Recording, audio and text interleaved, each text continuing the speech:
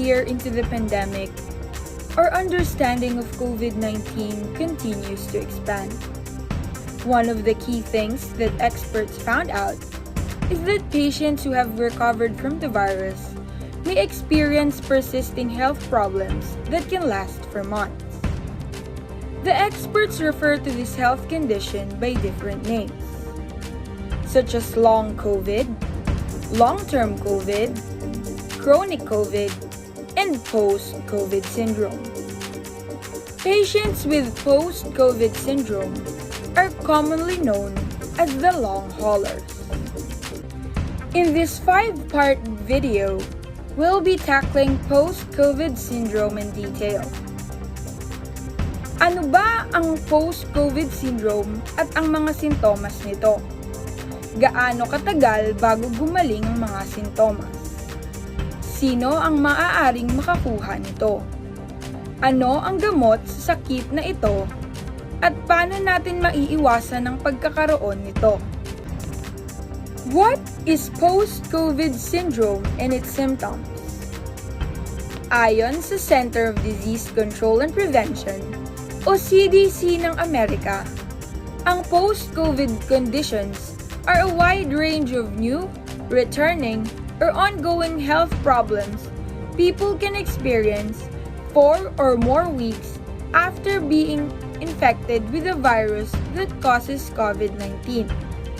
Ang ibig sabihin nito, matapos makarecover from COVID ng isang pasyente, maaaring makaramdam siya ng bago, pabalik-balik, o patuloy na simptomas ng sakit matapos ang 4 o higit pang linggo mula sa unang pagkaka-infect niya ng virus.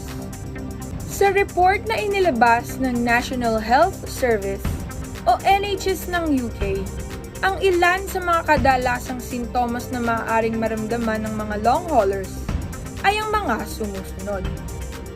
Fatigue o pakiramdam ng matinding pagkapagod, shortness of breath o pagkahingal, chest pain o pagsakit ng dibdib, brain fog o pagkalito, insomnia o hirap sa pagtulog, heart palpitations, dizziness o madalas na pagkahilo, joint pain o sakit sa kasukasuan, depression and anxiety or pagkabalisa, changes to sense of smell or taste.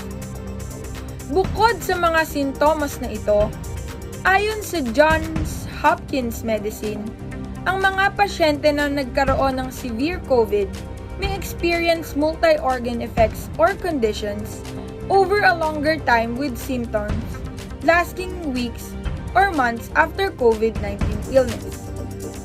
Multi-organ effects of COVID-19 affects body systems such as the heart, lungs, kidney, and brain functions. How long does this condition last?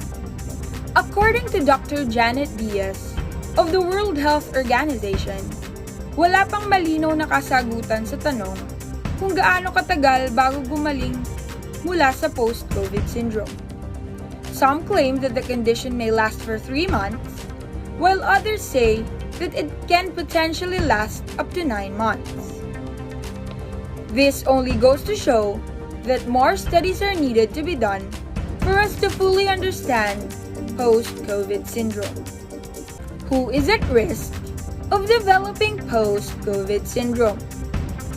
As observed by Dr. Andip Lahoti ng Houston Methodist Hospital sa Amerika, ang mga may mataas na risk na magkaroon ng post-COVID syndrome ay ang mga adults na 50 years old pataas, pasyente na nagkaroon ng severe case, at ang mga individual with underlying health conditions tulad ng cardiopulmonary issues, hypertension, diabetes, or obesity.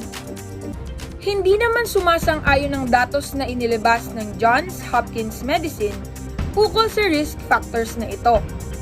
Ayon sa kanila, there isn't a clear link between these risk factors and post-COVID syndrome. Dagdag pa nila, those who have had mild COVID may also experience post-COVID symptoms. Patunay lamang ang dalawang magkasalungat na pananaw na ito na kailangan pang palawagin ng research tungkol sa COVID at post-COVID syndrome. What is the treatment for long COVID-19? Unfortunately, wala pa pong gamot para sa post-COVID syndrome. According to the World Health Organization, there is no specific treatment that can be given to a person who suffers from post-COVID syndrome. There is still much research needed for our experts to be able to understand why the syndrome develops and recommend the specific treatment for it. But the World Health Organization emphasizes that any person who experiences symptoms of post-COVID syndrome should seek professional care. With the help of a doctor, it's important to be able to rule out other diseases, as the symptoms of long COVID may be similar to signs of other health conditions like cardiac issues or lung disease. How to prevent post-COVID syndrome? The best and possibly the only way to avoid post-COVID syndrome is to prevent COVID-19 infection in the first place. And the most effective ways to prevent COVID-19 infection are to get vaccinated and consistently practice safety precautions. To remind ourselves to practice safety precautions, tandaan ang salitang BIDA o BIDA na ginawa ng ating Department of Health. B for bawal ang walang face mask. Maganda kung mag-double mask para double protection. I-sanitize ang mga kamay, siguraduhin tama ang paraan ng paghuhugas nito. Dumistansya ng 1 metro. Maganda rin tandaan na umiwas sa mga poorly ventilated areas o yung mga lugar na closed spaces. Alamin ang totoong impormasyon. Huwag basta-basta maniwala sa mga misinformation sa internet. COVID-19 is real, and it has already claimed so much life. Its long-term effects are not something to take lightly as well. We still have so much to learn about the COVID and post-COVID syndrome before we are able to find the specific treatment for them. For now, the only thing we could do is to prevent contracting the virus and spreading it. Stay vigilant. Be consistent in observing the health protocols. And most important of all, get vaccinated. This is Allyssa Noriega saying thank you and stay safe, everyone.